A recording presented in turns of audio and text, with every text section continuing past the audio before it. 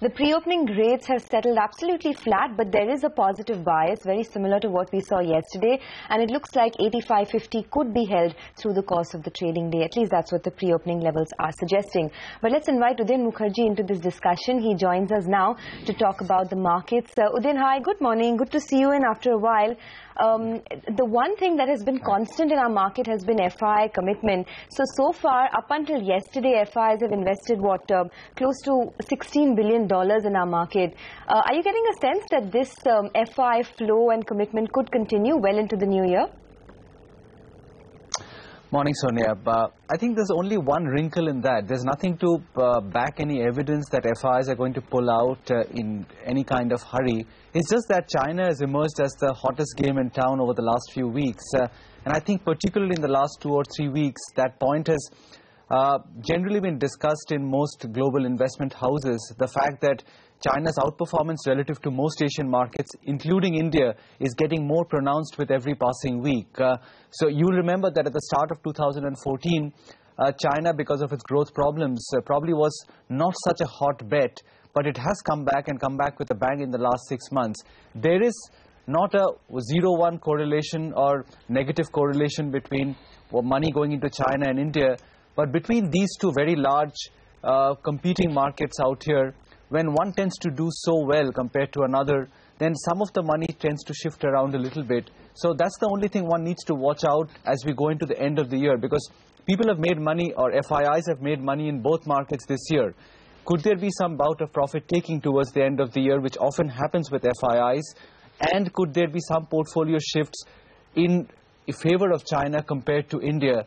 And those are the only wrinkles that you need to worry about. Otherwise, I think we are probably setting ourselves up for a fairly strong start to 2015 in terms of flows, particularly with an eye to the budget in February. So maybe start of next year is a better time to analyze whether 2015 will see those $20 billion kind of inflows once again. But I think it's important to keep an eye on China in that context. Hi, Udayan. Really good to have you. It's been quite a while, isn't it? I've been wanting to ask you specifically this. Just about every day, whether it's a technical analyst or it's a fundamental analyst, they just tell you have to be long in this market.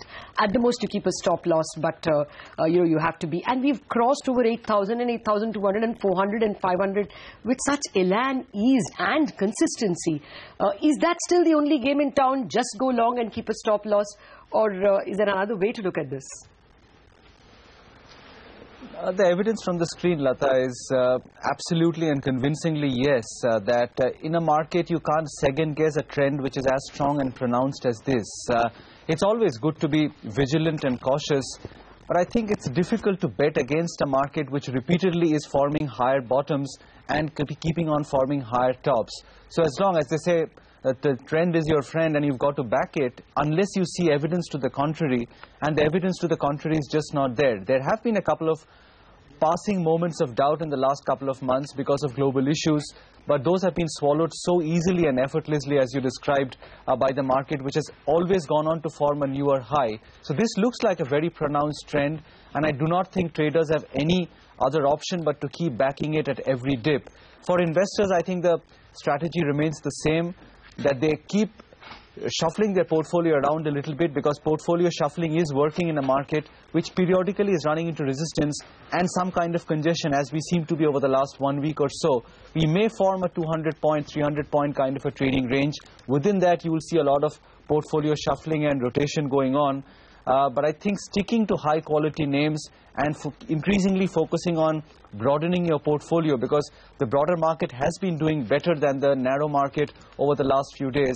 So I think a little bit of spreading out of the portfolio, continue to be long, and swallow these 200-300-point kind of dips which come periodically. That seems to be the strategy. But could something go wrong?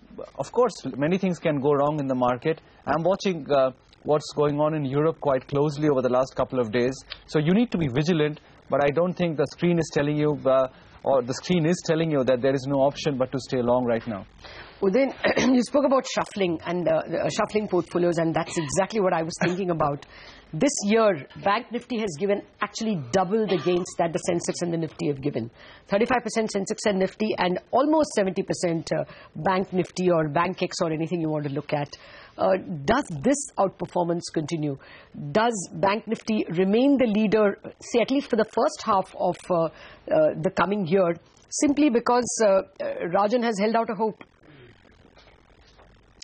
Well, the markets, I mean, if you look at the bond market, which you track closely, the market has been hopeful of interest rate cuts beginning next year, regardless of what the RBI governor is saying.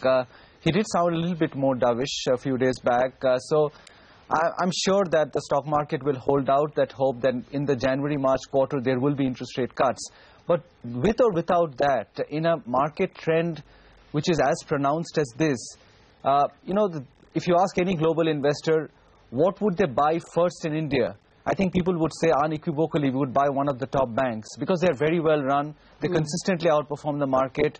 Usually they don't run into any kind of governance trouble. So you will rarely find an FII portfolio which does not have an HDFC bank or an HDFC or an ICICI bank, because those are one of the first things that you buy in India. When you play India, you play banks. And it's interesting that in the last few weeks, banks and consumers, high-quality consumers, have started outperforming the market. So I think a little bit of money moving towards some of these safer but outperforming pockets like banks and consumers towards the end of the year, because there is a little bit of tacticality in your December approach to most large investors who are sitting on profits. They want to lock down the profit and probably minimize risk going into the end of the year, and therefore you do see money shifting into some of the high-quality banks, consumer kind of names, as people take cash out of some of the outperforming clusters during the course of the year. So I think December has some kind of typicality to it in terms of where people want to park their money till the year is out and year-end profit-taking has happened. And then in January, you might see some of the other riskier elements come back into play. So to answer your question for now, there is no reason why you should not be long on banks, even if there is some mild disappointment in the market about the RBI policy not initiating the first of the cuts. Okay, the other big positive in the last couple of weeks has been the way crude has fallen, Udayan. And, companies that use crude and crude derivatives have been huge gainers, whether it's paints, tire makers, OMCs. Are these pockets still worth playing, or do you think the run-up has been far too much? I think in paints and tires, Sonia, things have gone up far too much already. Tires, of course, have a double play going out there because there is hope of the economic cycle turning around in a much bigger way in 2015, and you've got the buffer of lower oil prices. But they've run up such a lot. Compared to the market or even to the mid-cap index, some of these tire stocks have trebled this year. So I think a large part of their rally is probably in the price already. And I would say that that may be true of some of the high-quality paint names as well. But oil marketing companies are not so sure because they started from a point of such undervaluation that even today, despite their recent outperformance, I would say that over a medium term, there is still juice in some of the oil marketing companies. Of course, what these companies or these sectors are gaining, the problem with the market now is that some of the heavier names in the upstream space, they're beginning to buckle under the strain of crude prices coming off so sharply. So I think there's a bit of portfolio rejig which is going on because some of these big oil and gas names might be coming off now, and some of the mid-cap names or some of the oil marketing names which don't contribute to the index on large portfolios, they're beginning to outperform. But of the three sectors that you mentioned, I think OMCs probably, in terms of valuation, still have more juice in them. So what will be the next leader in the Nifty? Difficult to say, but Lata, it's been a very well spread out run. Periodically, some of the larger clusters are taking a back seat while other clusters are doing well. Right now, it's the time of IT to take a little bit of a back seat over the last 1 month or so. They have mildly underperformed the market, but consumers have picked up that slack.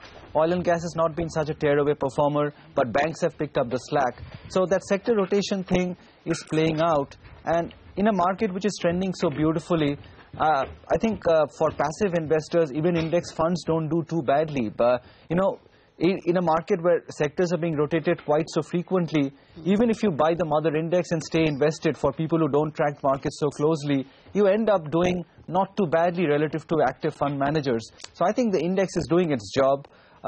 Sectors are coming back into flavor every couple of months. I think now the time has come for people who are not so passive to start aggressively now looking at some more mid caps and small caps. The outperformance is getting a little bit more pronounced over the last few weeks, and I think 2015, if all is well, touch wood, you'll probably see that the mid cap and small cap high quality space do better than some of these vanilla plays. But staying with the index does as well in a market which has behaved so well this year. 20,000, sir? Before the half year is out? 20,000. Mid-cap. Mid-cap. 20,000. It's at 12,000. No, not before the year. No, Lata, you're far too aggressive. I didn't say in 1 year. You know, what is it, 12,500 or something? Yeah, 12,750. In 1 year. No, you know, Udin, we are not aggressive. So who's aggressive is Rakesh Jhunjhunwala. He said 1.25 lakh on the Nifty by 2030. So that is what aggressive is. But I just wanted to ask you, you know, when we met at the investor camp in Calcutta 3 weeks ago, you were talking about Bank of Baroda and the PSU banking lot. And I remember at that time, the Bank of Baroda numbers were not so impressive. But since then, that entire pocket has rallied significantly. Do you still see value in some of these pockets, like specifically PSU banks, despite no improvement in earnings, etc.? There is enormous value, Sonia, which we spoke about then as well. It was a risky call, it was a dangerous call, but I think it's come to that point where the valuation gap between public sector and private sector is yawned to such an extent that some of the braver investors are saying, I don't mind waiting for 3 months. It doesn't matter if there's another quality of big asset quality pain. I want to be buying this kind of valuation right now and riding the next up move in PSU banks. Because when they move, like oil marketing companies started moving a year back, they will double and treble without valuations looking out of whack. So but I think it's a valuation call for a lot of people, the way they're flocking into public sector banks right now. And if in February or after the budget you do get the start of the interest rate cuts, I think this trade will get even more some kind of a tailwind behind it. So yeah, public sector banking is probably not a bad valuation call at this point. One just wishes one could say the same of other PSU stocks, one of which will be put to test today. I think that test the government has not delivered on that just yet. All right. Udayan, as always, pleasure speaking with you. Do drop in oftener.